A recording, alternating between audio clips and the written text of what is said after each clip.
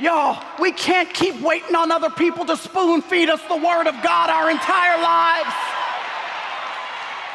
We gotta grow up and be strong. At some point, you gotta decide that I'm not gonna sip on the milk of the Word my whole life. I need some meat because I'm mature. I've grown up. I need some strength.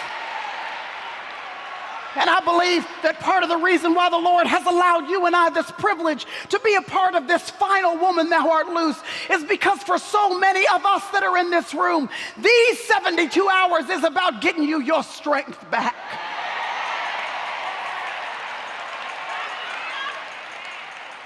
To remind you that the joy of the Lord is your strength.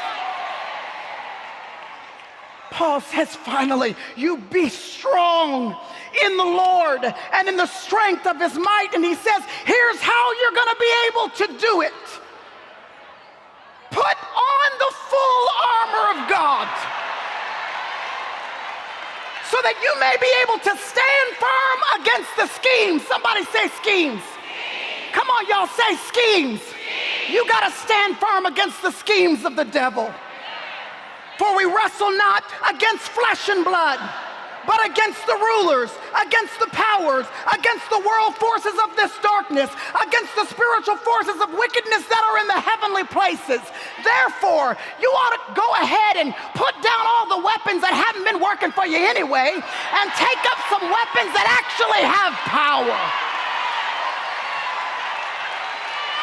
Take up the full armor of God so that you can stand in the evil day, and having done everything to stand firm, therefore. The Apostle Paul tells us how to walk in victory, to remember that we're not just children, but we're children with power. And he introduces for us in these 3 verses, almost for the very first time, at least this overtly in the context of the New Testament. It's been inferred throughout the Old Testament and at different places throughout the New. But this is the very first time that somebody comes right out point blank and says, you have an enemy. And your enemy, listen to me, this is a revelation that's going to change somebody's life. Your enemy is not the person that you're sitting next to this morning. Your enemy is not the spouse that you left at home a couple days ago.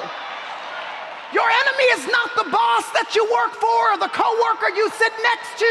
You know, that one that if she says one more thing to you, you gonna knock her out? That one? If someone offends me or someone hurts me or does something to me, it rolls off my shoulders pretty easy. If somebody comes to me and says, hey, will you forgive me for what I did to you? I'm gonna forgive them and say, girl, come on, let's move on. It's all right. I'm wired that way. I'm easygoing.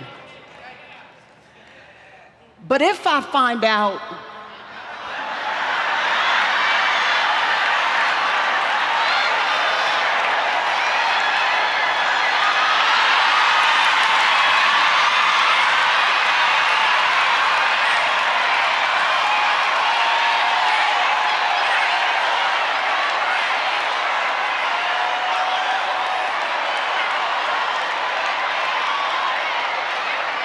I'm saying don't get it twisted. If I find out that someone's been scheming, that's a whole different story. Because scheming implies pre-planning.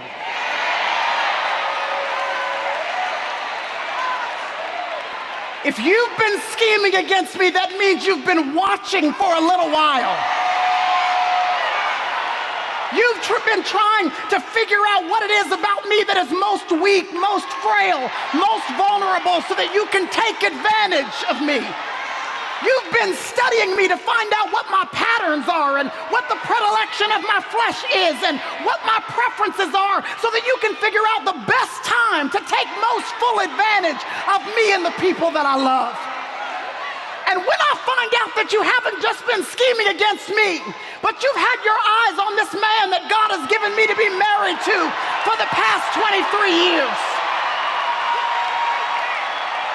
When I find find out you've been studying him so that you can figure out what his weak points are, so that you can try to take advantage of him. And when I figure out you've been looking into his history to try to figure out how you can make what's in my history and in his history combust so that we can't have real smooth passion and intimacy and friendship in our marriage. And when I find out